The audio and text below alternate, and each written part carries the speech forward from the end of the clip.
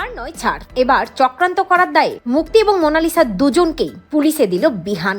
Compass ধারাবাহিকে দেখা যায় অবশেষে বিহান বুঝতে পারে যে কত বড় চক্রান্তের শিকার হয়েছিল সেদিন কম্পাস আসছে ওই জঙ্গলের মাঝে, যে কম্পাস কিছুই করেনি, কম্পাসও যে ফেসে গিয়েছিল আর সবটার পেছনে যে মুক্তির হাত ছিল তা বিহানের সামনে প্রমাণ করে দেয় কম্পাস। বিহানের চোখ খুলে যায়। বিহান এটাও বুঝতে পারে সেদিন মোনালিসা মুক্তির সাথে হাত মিলিয়েই আসলে সবটা করেছিল, কম্পাসকে ফাঁসানোর জন্য, তার চোখে কম্পাসকে খারাপ বানানোর জন্য। বিহান চিৎকার করে মোনাকে বলে, মোনা আমি তোমাকে কোনোদিন ক্ষমা করতে পারবো না, কোনোদিন না।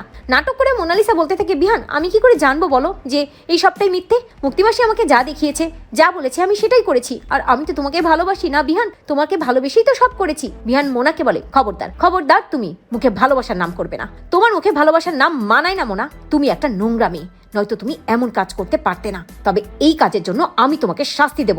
অভিজ্ঞান দত্ত বিহানকে বলে, বিহান তুমি কিন্তু তোমার লিমিট ক্রস করে যাচ্ছ, ভুলে যে ওরা ও আমার নাতনি। বিহান চিৎকার করে বলে, হোক আপনার নাতনি, তবুও ছাড় পাবে না, কারণ ও মুক্তিমাসির সাথে চক্রান্তে হাত মিলিয়েছে। সেদিনও যা যা করেছে সবটাই আসলে ইচ্ছাকৃতভাবে করেছে, তাই যদি মুক্তিমাসি শাস্তি পায় তাহলে মোনালিসাও শাস্তি পাবে। কম্পাস দাঁড়িয়ে দাঁড়িয়ে দেখে আর ভাবে, বিহান স্যার আমি জানতাম আপনি একদিন ঠিক বুঝতে পারবেন যে কম্পাস কখনোই এমন কাজ করতে পারে না, প্রতিশোধ নেওয়ার জন্য কম্পাস আপনাকে বিয়ে করেনি, এটা একটা অ্যাক্সিডেন্ট ছিল। ঋতুজা বিহানকে বলে, বিহান তুই শান্ত হ, কিন্তু বিহান ঋতুজাকে বলে, না মা না, বাইরে পুলিশ অপেক্ষা করছে, তুমি বললে না, এক্ষুনি পুলিশ ডাকো।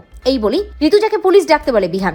বিহান খুব রেগে যায় এবং ঋতুজাও পুলিশ ডেকে নিয়ে আসে, কারণ মুক্তিকে আর কোনোভাবেই কেউ ছাড় দিতে চায় না। অন্যদিকে অখিলেশ আর মুক্তিকে ছাড় দিতে চায় না। পুলিশ এলে বিহান পুলিশকে বলে, অফিসার এদের দুজনকে অ্যারেস্ট করুন, এই মুক্তি এবং এই মোনালিসা দুজনকেই অ্যারেস্ট করুন, কারণ এরা দুজনেই চক্রান্ত করে আমাকে আর কম্পাসকে ফাঁসিয়েছিল, আর তার প্রমাণ আমাদের কাছে আছে, এদের দুজনকে অ্যারেস্ট করুন। পুলিশ মোনালিসা এবং মুক্তি দুজনের হাতেই হ্যান্ডকাপ পরায়। অন্যদিকে মোনা চিৎকার করে বলতে থাকে, দাদু আমাকে বাঁচাও, দাদু দাদু আমাকে বাঁচাও, পুলিশ তো আমাকে অ্যারেস্ট করে নিয়ে গেল।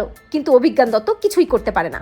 অভিজ্ঞান দত্ত মনে মনে ভাবে, বিহান আমি তোমাকে ছাড়বো না বিহান, আমি এই চৌধুরী বাড়ির কাউকে ছাড়বো না। অন্যদিকে কম্পাস ভাবতে থাকে, অভিজ্ঞান দত্ত এবার বুঝবে কেমন লাগে। অপরদিকে বিহান মোনালিসা এবং মুক্তি দুজনকে পুলিশের হাতে অ্যারেস্ট করিয়ে দেয়। তো বন্ধুরা তোমরা এটা চাও তো এভাবেই যেন মোনা আর মুক্তি দুজনকে পুলিশে দেয় বিহান? কমেন্ট করে জানাতে ভুলো না।